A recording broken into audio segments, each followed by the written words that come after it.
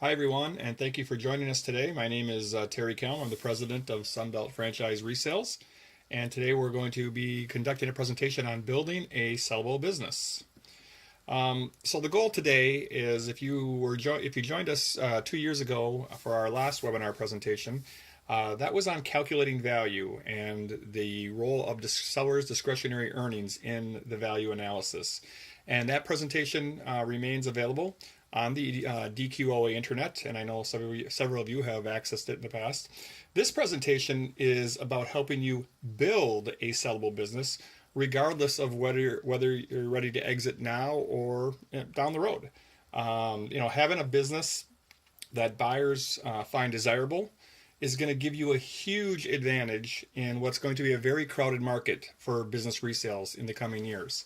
And the nice thing for everybody on this call is you already have a monster leg up when you talk about selling your business, because you're part of a very large franchise system with a great brand in a very large industry. And that's going to be three very important factors that buyers are going to really like when they look at your business for a potential purchase.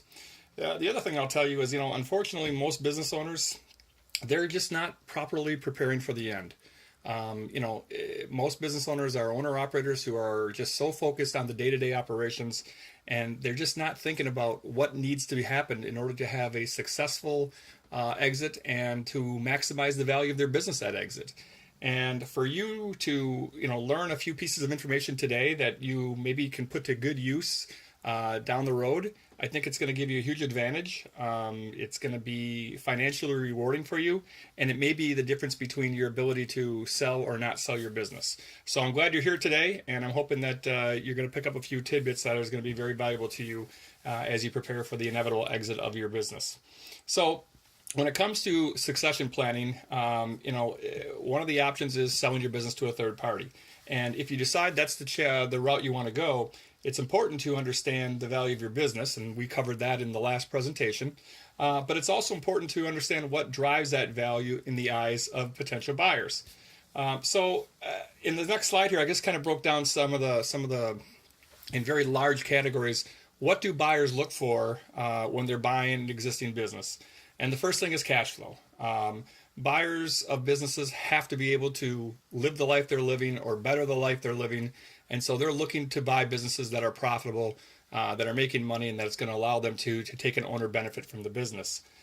So we determine what that owner benefit is. We apply a multiple to it, and that's how we determine sales price. And again, that was all covered in our webinar 2 years ago. Buyers also want to buy businesses that have what we call abundant growth factors. And they want businesses that have few, if any, risk factors. The greater the growth factors, or the less the risk factors, the higher the sales price and the higher likelihood you're going to have a sale to begin with. Okay, but there's also human factors that are important to buyers as well. The quality of life for an owner, and we're going to talk a little bit about some of those human factors later on in this presentation. So as we look at these four categories here, we're going to break them down even further into some main components on the next slide. And these are going to be items that buyers love to see when they are considering a business for purchase. And again, if you can build your business with these elements, you're going to have a much more sellable asset in the future. So component number one, of course, is consistent financial performance. Buyers want to see, and they will ask for, a minimum of your last 3 years of financial statements. And what they're hoping to see there is solid and growing revenue and sellers' discretionary earnings. Management independent of ownership. Buyers want to buy a business that has management in place. They want to work on the business, not in the business. Skilled and experienced employees. A well-diversified customer base. And of course, this is typically inherent in the DQ model. You guys aren't reliant on just any one customer. Key supplier relationships and agreements. And again, you guys have this with your franchise and the Dairy Queen operation. Businesses with growth opportunities. Is there a way to enhance the business? Is there a way to grow further? Buyers want to see well-documented and established systems and processes. And again, being part of a franchise system, those are typically readily available to give to a buyer. Strong and sustainable market positioning and brand recognition. Again, a huge benefit for you guys being part of the DQ system. Strong base of happy customers. You guys are selling ice cream, you're selling fun. Your customers are typically very happy. updated technology that is used to its best advantage, and ongoing marketing programs that are in place and working. All of those factors, the more of those factors that you can have in your business, the more a buyer will pay for your business at sale. Okay, so let's go.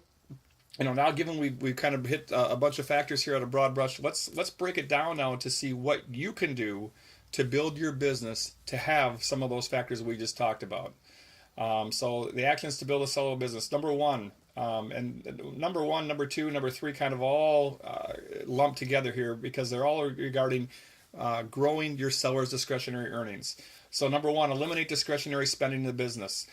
Small business owners, myself included, typically, prepare our financial statements, including our tax return, to show less profit, to show less money, to mitigate our responsibility to Uncle Sam. But when you're trying to sell your business, the buyers are going to pay if they can see the money. So you're going to want to eliminate discretionary expenditures and show a higher bottom line, or give yourself a raise and show a higher salary. That's going to get you a higher price at sale. 2 and 3 really, as I said, kind of go together. Eliminate all unnecessary costs and proactively manage your pricing. You can increase your seller's discretionary earnings one of two ways. You can either get it through higher revenues, or you can increase it through decreasing your expenses. Okay, so analyze your P&L, go through and see if there's ways that you can save some money. Go through and analyze your pricing. Is there a way you can maybe make a little bit more on the revenue side of things? But any small increase that you can find in the revenue, or any small decrease you can find in expenses, that's going to add money to the seller's discretionary earnings, and that's going to be multiplied by a factor in sales price. So it adds up quickly if you can make some savings either in the revenue or expense side of the business. Settle and resolve any outstanding litigation. The best thing I can tell you guys is this. If you think back to the day when you were thinking about buying your business, I'm guessing many of you were still very apprehensive, still wondering, still had some doubt before you actually pulled the trigger and signed that paperwork. Buyers today are the same way. There's always going to be doubt. There's always going to be apprehension.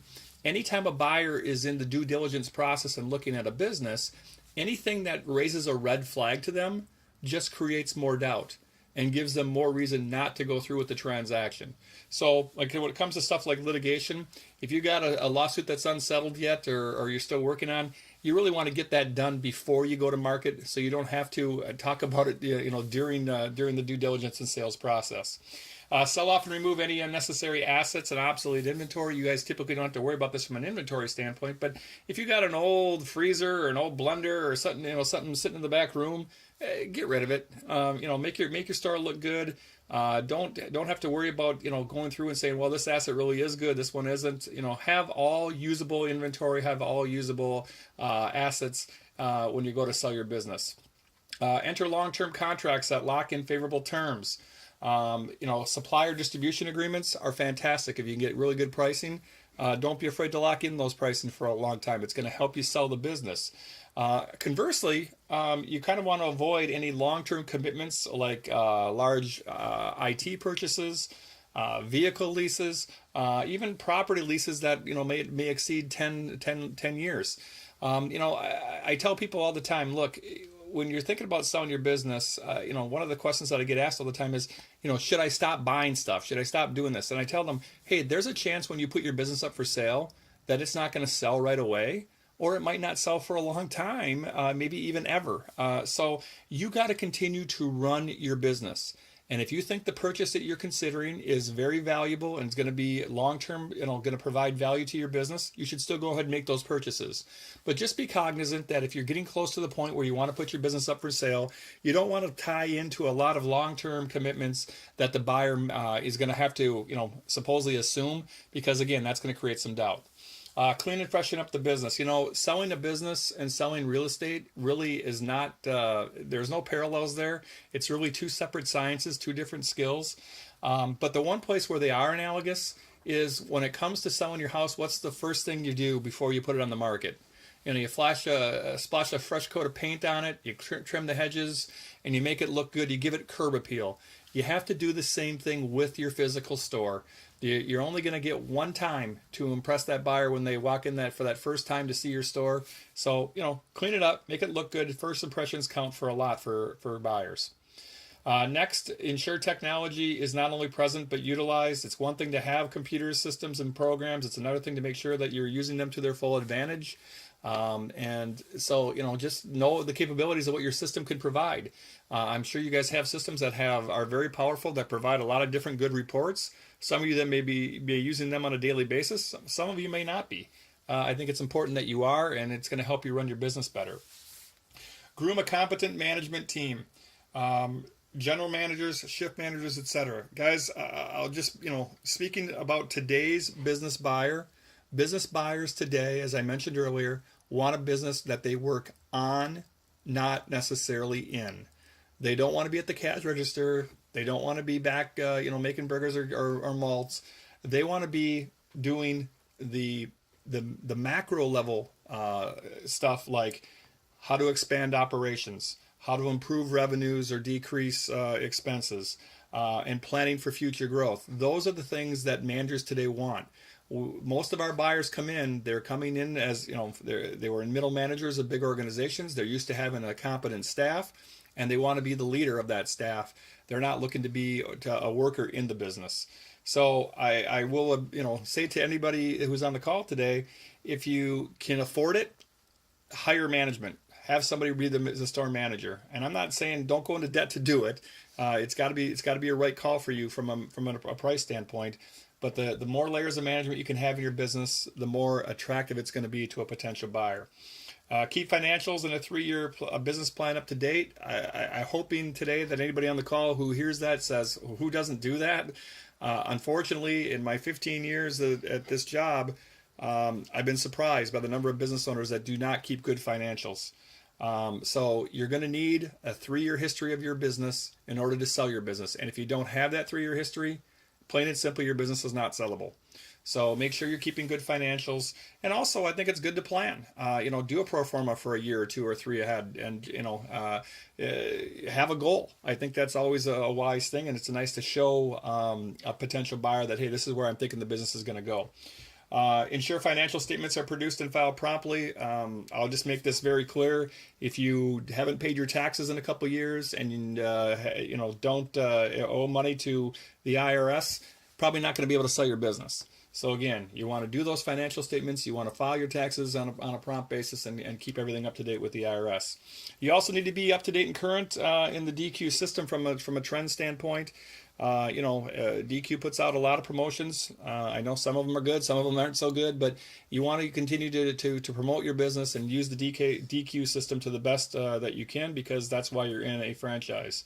The next one, ensure there is no outstanding issues with the IRS. Just kind of talked about that a little bit ago with the financial statements. Again, if you're in an IRS fight, you're probably going to have a hard time selling your business.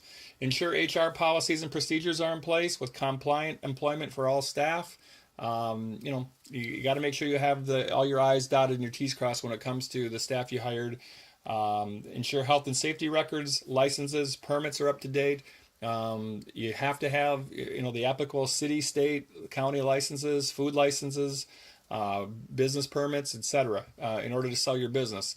And yes, that can derail a deal if you don't have it. And I had that happen to me last year in a deal in California. So you want to make sure all those things are up to date and present. Ensure you're in good standing with the IDQ. At the end of the day, Dairy Queen Corporate has to approve your buyer. So in order for them to do that, they're going to want to make sure that they have, that you've been a good soldier with them, that you paid all your fees and are up to date on royalties and things like that. So you want to make sure that you're in good standing with IDQ, and that's going to allow you then to go ahead and make a successful transfer of your business to the new owner. Prepare for the non-financial analysis. Just like the financial part, buyers are going to dig into this stuff when they're looking at your business. So you're going to want to think about, what's the customer satisfaction look like in our store? What's the reputation in the market?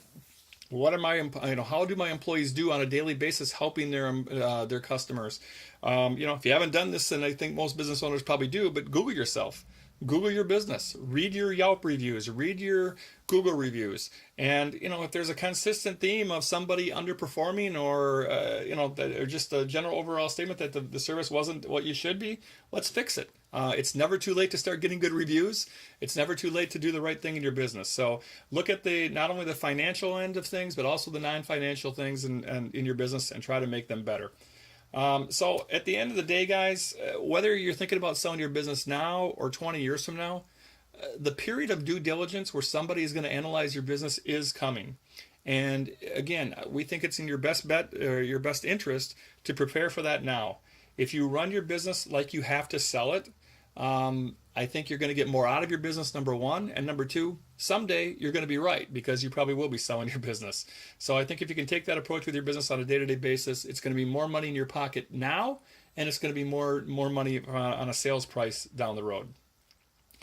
I also want to point out to you that a lot of buyers are really excited when a business owner is interested in seller financing. Okay, and there's some real reasons why buyers love seller financing.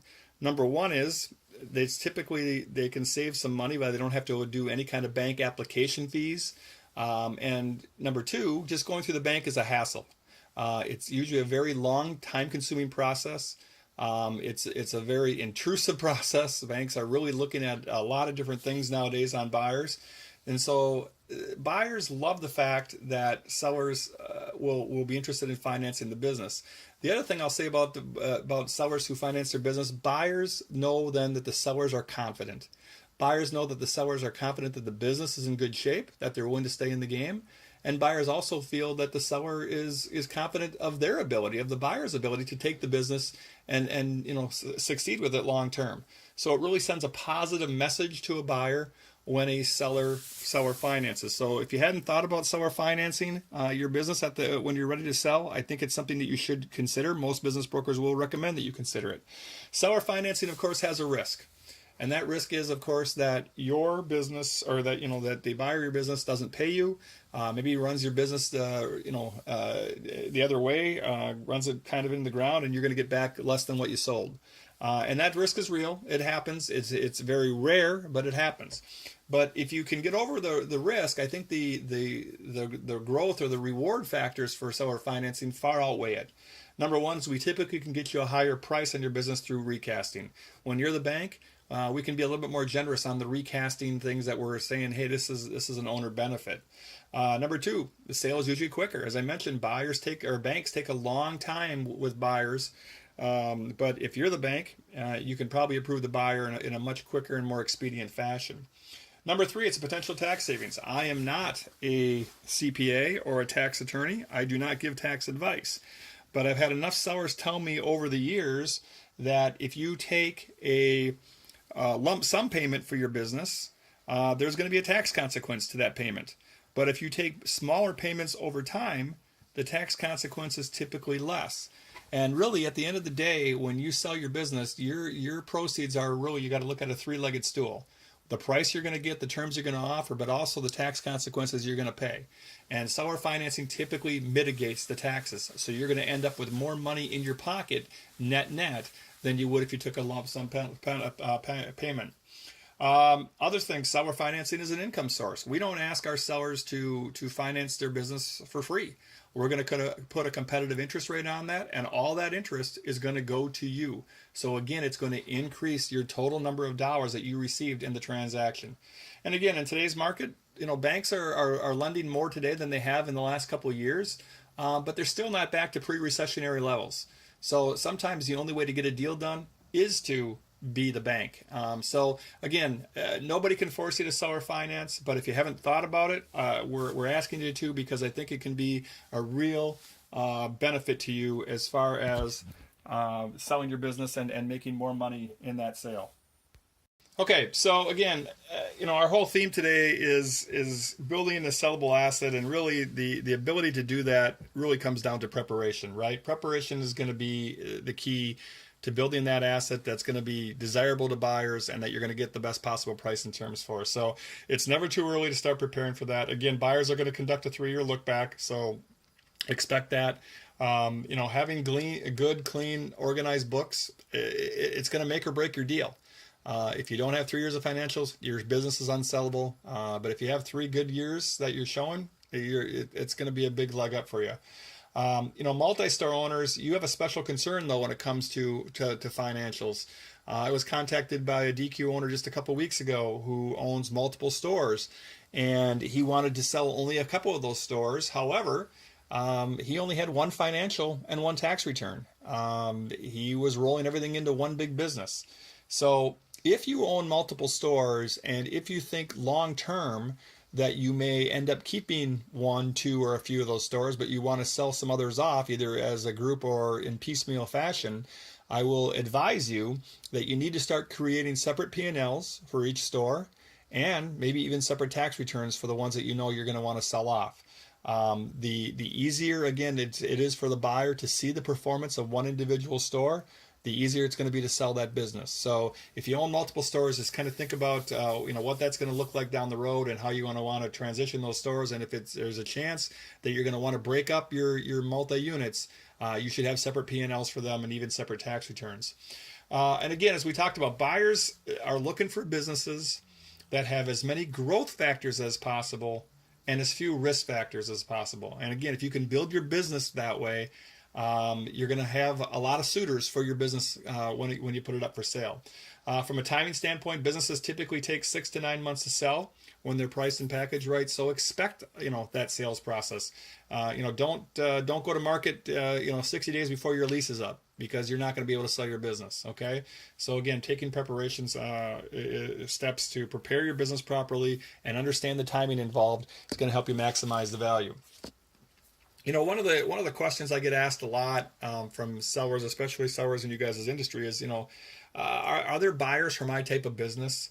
And while there's always been buyers that are looking for food service type things, remember too though that there's other buyers out there that might not know right now that food service is their calling, but they might come to that conclusion, because in every sale we conduct, there are both human and financial reasons that are critical components to buying a business.